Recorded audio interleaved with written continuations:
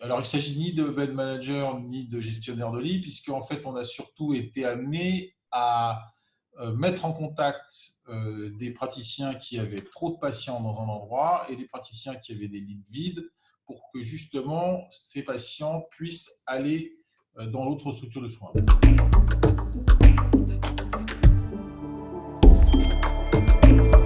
Il fallait optimiser les lits déjà occupés et voir sur la région comment on pouvait essayer de mettre le plus de patients dans le plus de structures.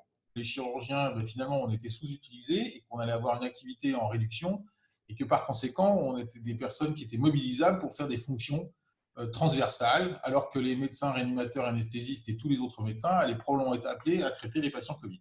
Très très vite, on a identifié plusieurs sujets, mais un des premiers sujets, c'était qui allait nous aider à faire la régulation, et on s'est tourné vers nos collègues chirurgiens. Donc moi, par l'intermédiaire du syndicat des chirurgiens des hôpitaux de Paris, j'ai pu communiquer avec tous les chirurgiens de la science publique. J'ai appelé le docteur Laurent Duguay, qui est un chirurgien à Brie-sur-Marne, et qui, lui, est coordinateur auprès des différents chirurgiens des institutions, des groupes hospitaliers non universitaires de la région parisienne, et qui a pu relayer notre demande auprès des chirurgiens de ces institutions. Et François Haab a pu, lui, contacter tous les chirurgiens du privé, ou une très grande partie, pour aussi faire appel à leur bénévolat. C'est une énorme équipe, hein, on ne se connaît pas tous, mais en tous, on est arrivé avec le même esprit de collègue et la volonté d'aider.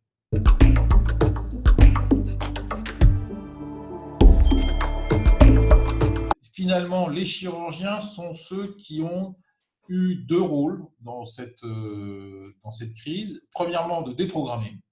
C'est-à-dire qu'il n'était plus question d'envisager toutes nos interventions comme d'habitude, parce que ça mobilise des anesthésistes réanimateurs, parce que ça mobilise des salles de réanimation.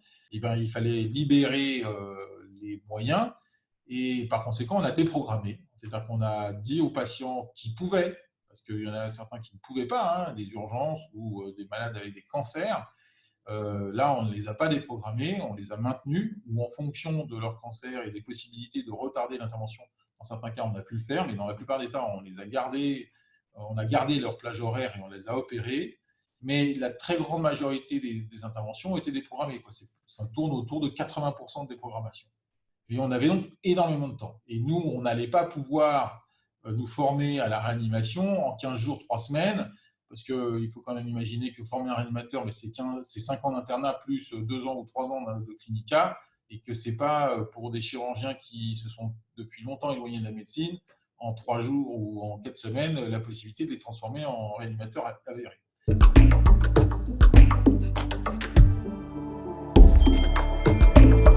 Nous, on n'avait pas pour objectif, dans la création de la cellule Covid-Trans, de créer des lits. On était là pour optimiser les lits disponibles. Et d'ailleurs, ça marche très bien parce que les différentes structures de MCO, donc médecine aiguë, qu'elles soient publiques ou privées, ont joué le jeu et nous ont ouvert leurs lits pour qu'on puisse y mettre des patients.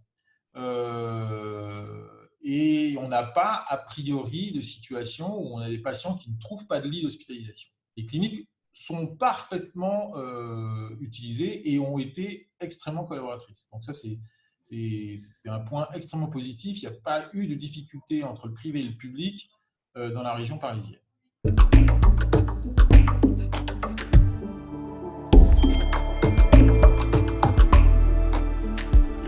Mais ce qu'il faut surtout regarder, c'est ce qu'a été capable de faire la région Île-de-France, parce que je ne sais pas pour le reste, mais la région Île-de-France ne s'est pas retrouvée dans la situation qu'on craignait, qui était il n'y aurait pas suffisamment de lits de réanimation pour prendre en charge les patients. On a, à ce qu'on m'en a dit, parce que je ne sais pas moi qui suis à la manette à cet endroit, il semble que nous ayons pu ouvrir suffisamment de lits de réanimation, en plus de ceux qui existaient déjà, pour prendre en charge tous les patients qui avaient nécessité d'une réanimation. Donc, dans une certaine mesure, peut-être qu'on était sur le papier moins bien préparé que les Allemands, mais à la française, peut-être, avec le French touch ou le French flair pour les rugbyman, eh bien, on a réussi à trouver l'énergie, la volonté et les hommes pour ouvrir suffisamment de lits de réanimation.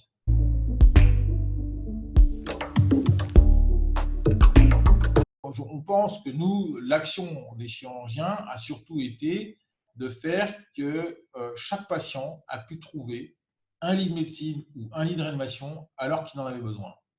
Et que personne n'est resté sur le carreau, pour reprendre cette expression, et sans lit de médecine ou sans lit de réanimation.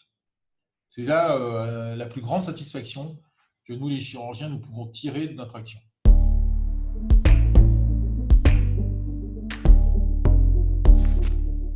Tout le monde a répondu avec une grande célérité et avec un grand sérieux. C'est-à-dire que le dimanche soir, on avait plus de 100 réponses positives de gens qui voulaient participer et nous aider. D'ailleurs, ça nous a permis d'ouvrir tout de suite une deuxième cellule, quand il a été nécessaire, avec cette fois des plages horaires de nécessité d'être présent nocturnes, et ça n'a gêné personne. Il y a un certain nombre de nos collègues qui n'ont pas pu participer aux différentes cellules et qui sont un peu frustrés de ne pas avoir pu, et je m'en excuse auprès d'eux, parce que évidemment, on s'est retrouvé très vite en trop grand nombre, et pour que ça soit très efficace, on a gardé les 50 ou 60 premiers pour Covid Trans, parce qu'on avait pu les former à la fonction qui était de réguler les transports.